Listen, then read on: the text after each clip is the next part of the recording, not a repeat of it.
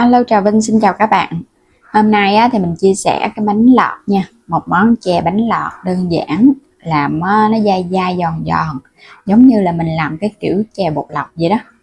Ngon lắm các bạn, ăn kèm với nước cốt dừa, thêm đậu đỏ nữa, vừa mát vừa ngon mà dễ làm. Thì bây giờ mời các bạn cùng xem video luôn ha. Đầu tiên là mình dùng 300g bột năng ha, là khoảng 2 chén ăn cơm á. Hiệu nào cũng được. Bên đây là 300ml nước lá dứa nè. Mình xay ra từ 50g lá dứa già là khoảng 10 cọng á. Mình sẽ cho vào trong chảo một muỗng canh bột năng ha. Đây là cái bước mà mình giúp cho cái lá dứa nó sẽ tan và mình lấy trùng á, nó không có bị phai màu.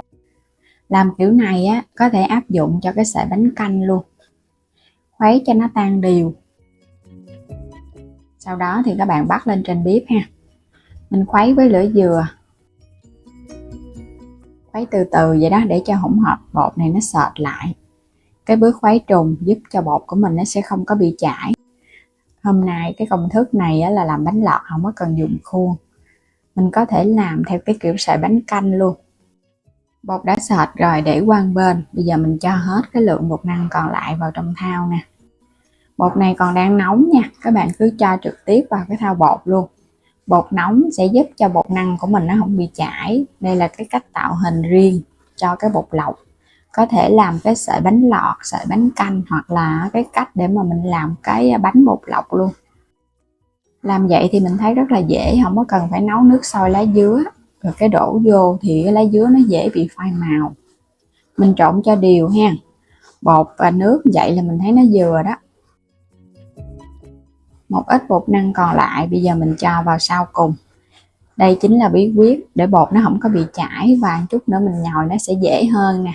300g bột có thể là 300ml nước lá hoặc là 280ml nước lá dứa cũng được.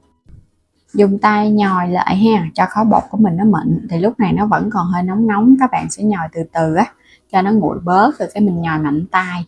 Bột nó sẽ lỏng và nó chảy ra vậy nè. Thì bột của mình vậy nó mới đạt. Còn các bạn làm mà nếu mà nó có hơi đặc quá đó là bột nó hơi bị thiếu nước. Mình làm cái kiểu này không có cần dùng khuôn. Mình cán ra cái mặt phẳng, phủ thêm bột khô rồi các bạn cắt sợi cũng được nha. Nhưng mà hôm nay mình làm theo cái kiểu bánh canh ngày xưa nè, bánh canh sắt tay. Làm vậy dễ lắm. Mình để lên 2 cái miếng cắt bột đó là nó cũng không có bị dính bột. Mình bắt sẵn nước sôi đó, các bạn cắt từng sợi bột vô, để mức lửa trung bình thôi ha, không có cần phải để lửa cao quá đâu. Cắt từng sợi ra cái thả vào cái nước, thì nước đang nóng cái sợi bột nó sẽ se lại á. Không cần phải để lửa mà nó cao quá thì mình sắc vô thì nó nóng tay. Mình để lửa vừa vừa thôi. Nước trong nồi nó đã sôi thì cái sợi bột nó se lại, nó không có bị dính. Mình cắt từ từ rồi thả vô vậy nè. Làm vậy thì nó nhanh, không cần phải phủ bột khô rồi cán ra. Còn nếu mà các bạn thích phủ bột khô cán ra cũng được nha. Mình cắt sợi. Có thể mình ăn không hết thì cho vào ngăn đông, khi nào ăn mình lấy ra cũng được nữa. Luộc là chín là mình ăn được à. Còn làm vậy thì ăn liền và luộc chín liền. Mình khuấy nhẹ cái ha. Rồi bây giờ để yên cho nó chín, nó nổi lên trên mặt. Cái sợi bột mà nó phải chín mới được. Nổi đều lên trên mặt nè, các bạn thấy nó trong veo luôn ha. Màu lá dứa đẹp xuất sắc luôn á. Bây giờ có thể vớt lên được rồi. Đây là cái sợi bột lọc, sợi bánh lọt bột lọc và cái sợi bánh canh lá dứa. Một cái công thức có thể nấu ra được nhiều món ăn. Kết hợp với nước cốt dừa đường thì ra chè bánh lọt. Nấu thêm với nước cốt dừa rồi cái thêm đường ở trên bếp, thêm một ít gừng nữa ha, là sẽ ra cái món chè bánh canh ngọt lá dứa. Vớt lên mình thả qua cái thau nước để rửa cái phần bột. Rồi các bạn vớt nó lên, nó cũng không có bị hôi bột, và cái sợi bột của mình nó sẽ rời ra, nó không có bị dính chùm lại với nhau. Để nấu nước đường cho ngon thì mình có đây mít chín, xắt sợi ra. Mít này là mít nghệ nè, mít này nó hơi chín mùi nên các bạn thấy cái màu nó hơi bị tái chút ha. Ăn nhiều hay ăn ít thì tùy ý à. Sắc ra hết rồi mình cho vào trong cái chảo luôn. Thêm vào đây chút muối. Mình cho vào đây đường ha, khoảng 3 đến 4 muỗng canh đường. Rồi thêm chút nước vô để nấu nước đường. Nước đường này á, chỉ cần nấu cho đường nó tan, nước nó sôi lên chút là được rồi, không cần phải nấu lâu đâu. Có hương mít á, nó thơm lắm. Ngoài mít ra á, thì các bạn có thể cho khóm á, mình sắc nhỏ nhỏ vô nước đường ăn cũng ngon lắm á.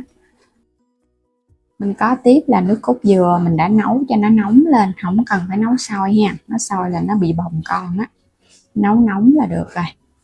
Bên đây là đậu đỏ ăn kèm, mình nấu chín sẵn á. Đây chè bánh lọt của mình đã sẵn sàng. Sợi bánh lọt kiểu này á, là dai giòn sực sực luôn. Còn nếu mà bạn nào không có thích dai nhiều á, thì mình dùng á, phân nửa bột năng, phân nửa bột gạo. Làm cách này cũng được luôn ha. Mình thích ăn cái sợi nó dai dai nên là mình làm hoàn toàn bằng bột năng không à. Còn các bạn thích mà nó mềm, dai mềm thì á, phân nửa bột năng, phân nửa bột gạo. Làm sẵn vậy nè, luộc chín, các bạn để tủ đông cũng được luôn. Khi nào ăn mình lấy ra mình luộc sơ lại cái là ăn được rồi. Còn không á, thì các bạn để cái phần bột sống á, mình cắt sợi ra sẵn rồi mình để tủ đông cũng được nữa. Chan cái nước đường lên.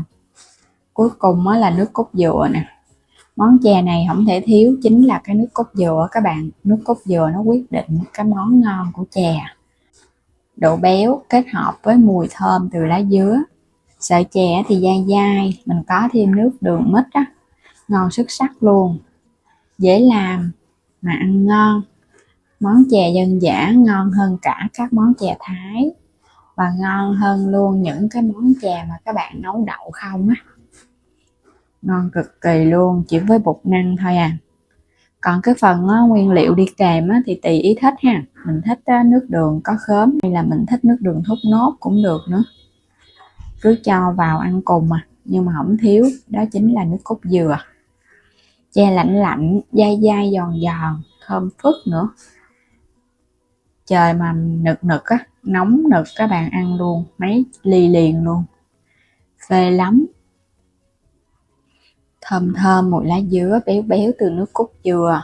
Hương mít nó ra nữa các bạn. Không thể cưỡng lại với cái món chè ngon này luôn á. Và bây giờ thì cảm ơn các bạn đã theo dõi hết video của mình ha. Nếu chưa đăng ký thì bấm đăng ký ủng hộ kênh Alo Trà Vinh và Alo Trà Vinh 2. Và mua thêm các sản phẩm ở trong kênh ủng hộ mình với nha. Xin chào tạm biệt và hẹn gặp lại các bạn ở những video tiếp theo.